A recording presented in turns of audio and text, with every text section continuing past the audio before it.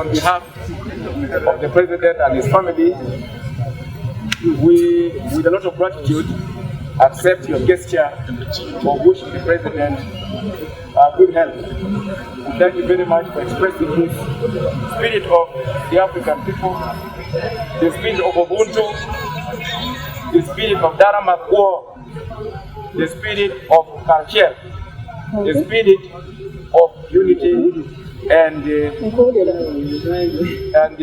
we are really overwhelmed by your gesture, and this is, I think, how us as people will always live. So I thank you very much, and I can tell you the President appreciates so much, and thank you very much for standing with him in this time.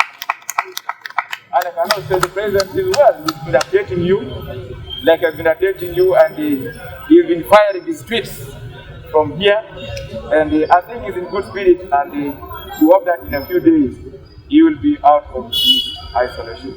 I thank you very much, and God bless you. Download the app on App Store or Google Play Store now. Vision Digital Experience, the future of media.